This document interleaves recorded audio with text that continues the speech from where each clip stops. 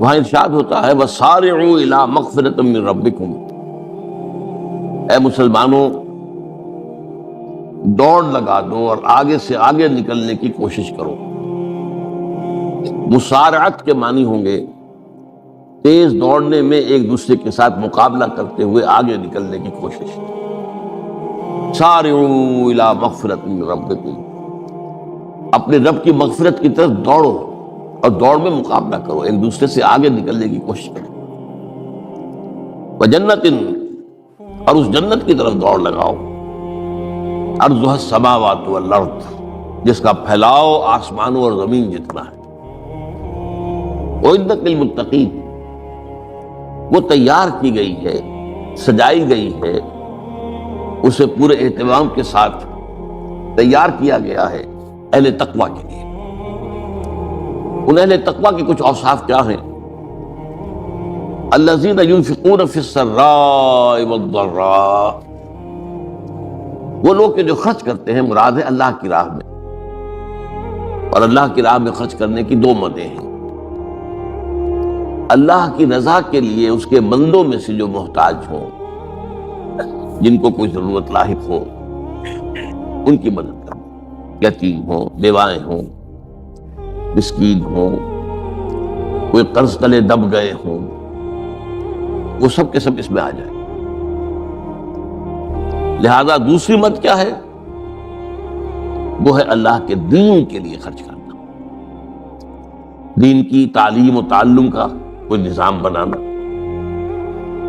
پھر یہ کہ دین کو دوسروں تک پہنچانا، اس کے لیے سارے ذرائع جو بھی کسی زمانے میں ابلاغ کے موجود ہوں ان سب کو استعمال کرنا، اس کے لیے خرچ درکار ہے۔ بہرحال میں اس عرض کر رہا تھا کہ یہ دو مدیں ہیں خرچ کرنے کی۔ الذین ينفقون فی السراء والضراء، مسرت کی حالت میں آدمی کے پاس کافی ہے، غنی ہے، تب خرچ کر رہا ہے، تو ظاہر بات ہے اس حالت میں طبیعت پر اتنا بوجھ نہیں ہوتا خرچ کرنے میں، لیکن خود تنگی محسوس کر رہا ہو پھر خرچ کرے، یہ گویا کہ اس سے اگلا ایک قدم ہے، ضراء ہے، تکلیف کے اندر بھی ہو تو خرچ کرے۔ والکاظمین الغیظ، اور وہ لوگ جو اپنے غصے کو پی جانے والے ہیں۔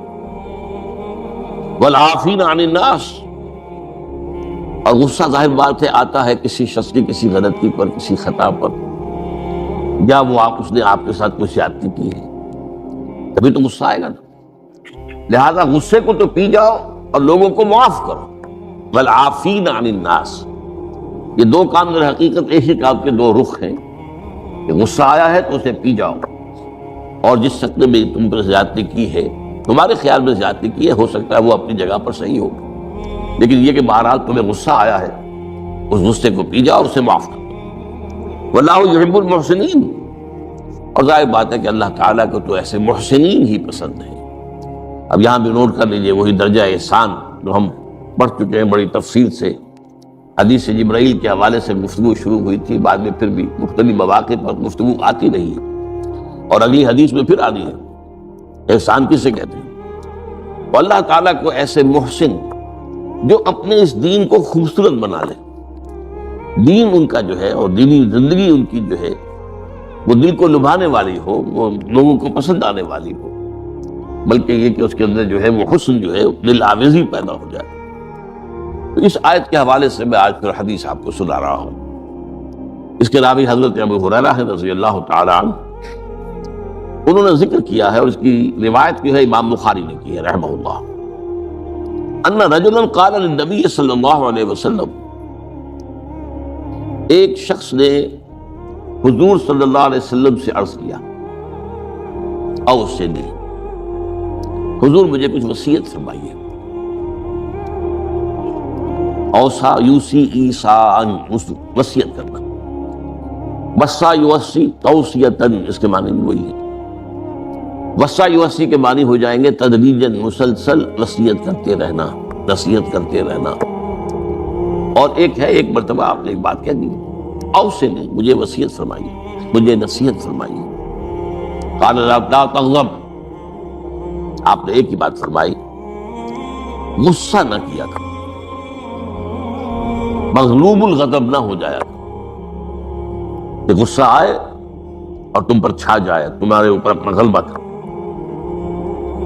فردد مرارا، اب اس شخص کے دل میں شاید کوئی اور بات تھی، اس نے پھر پوچھا اوصنی حضور، بس کیجیے وصیت۔ آپ نے پھر فرمایا لا تغضب۔ پھر پوچھا، وہ تکرار کرتا رہا اور حضور نے بھی ہر مرتبہ وہی بات کی۔